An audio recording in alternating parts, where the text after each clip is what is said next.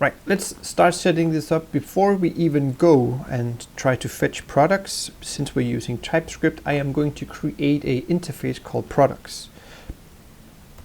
And since we already have access to the documentations about how all the products are structured inside the routes here, if you expand the product here, you can see the specifics of the product, which is great because we can reuse this. So I'm going to go in here and I'm going to copy this, and instead of having to type everything from scratch, I'm just going to use this as a template to create it. Since we're using it's called Vue, I'm just going to set up a ref because I know we're going to use these quite a lot in this one. So setting up the ref, I know it's marked out because we haven't completed it yet. And in here, we are going to create an interface. Since we're using, I'm just going to go to new interface, and I'm going to call this product. And I'm zooming a little bit so it's easier to see. And in this product, I'm just going to paste in this one here. And I know there's errors and there's too many of these here. So remove one of the curly brackets so you only have one. That's the first one, of course. And I'm going to attach an ID string as well. So we can track them inside Vue's system as well. So we need to delete or edit and something like this. So since this is a TypeScript, we need to declare the types that are being used by the system. So it is very strict in this case. Name, remove the quotation marks around it, and you create them here. But instead of typing Mr. Burns, you type string. Whoops, no quotation marks. I was too quick here. So it turns green in this case. And you do the same for these ones. So description, remove this one here, description, remove this, and again this is a text, so string. And we have too many stuff, we don't need the comma here, and just use the semicolon to separate it. I think you can actually do it without if you want to, yes, if you don't like those. And remove the image URL. This again is a string. And the price, which is not a string because it's just a standard thing, so this is a number instead of a string. We have stock, number, and we have discount also, and also not a number, not a string. In this case it's a boolean, so either true or false. This is a number, and we have is hidden, is a boolean. I'm going to copy paste this one.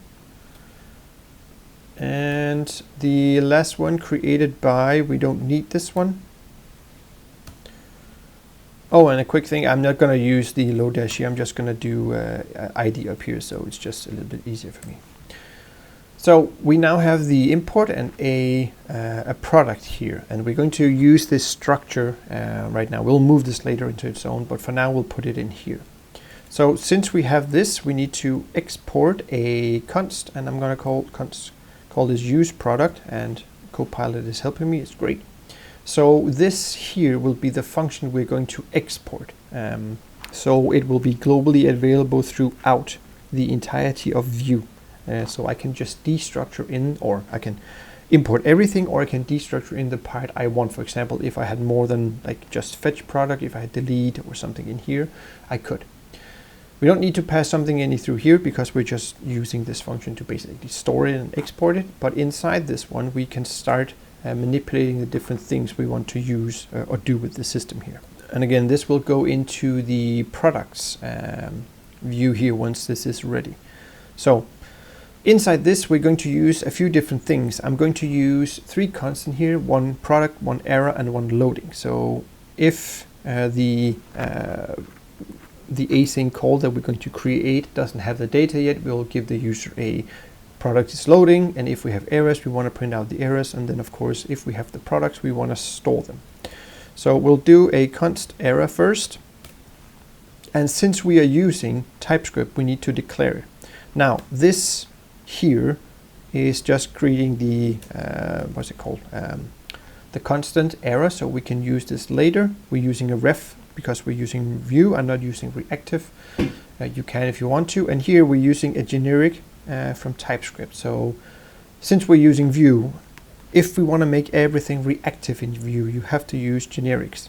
You can't just attach the it's a string or null over here, like you would do with other ways in TypeScript, that will make it static. So it will not be updated accordingly if the data changes, if you attach it to the name. That will remove the reactivity from ref or reactive here. So it's really important that if you're doing things in Vue where you need to make sure your data is reactive all the time, so changed on input from, for example, our server or user input, make sure you're using generics here to type out the types, the data type you're using. It's really important. Otherwise, you will suddenly like, why is it not updating properly? So make sure you do this way for Vue. Really important. Next one was const and loading. Similar to the other one, so generics passing through the boolean up here, and we're setting this to false as a start. And then the final one will be our product. So product, in this case, with an S and a ref. So here, again, generics, I am using products and then array signs here, because once we get products, we'll have more than one, and we can see them. Did I close it? No, it's here. So it will come in through an array from the MongoDB, and each object here will contain each product, so the information here. But there's one object, two objects, and they're stored inside an array. That's why we have this here. So product will be, oops, I closed it. This one here, the one we created an interface for, so they're connected this way. So instead of us having to type out all of this stuff here and put it in here, we are referencing the interface called product, putting it down. We're telling it that we're expecting it to be in an array, and we're storing, or whenever we're calling it, it will be array, so we can use array methods to it, like push, pop, filter, and for each, and so on. So this is the start structure with creating interface based on Swagger information we can see. So you can do this for all of the backend that Søren created, or if you have access to a Swagger, that's why we have these documentations for this setup. So it can, of course, not only help us test to see if things work, but we can actually see structure and immediately start typing in the correct things without having to ask the developer about this. They already created documentation, you should use it. So in the next video, we will continue with setting up the actual fetch JavaScript.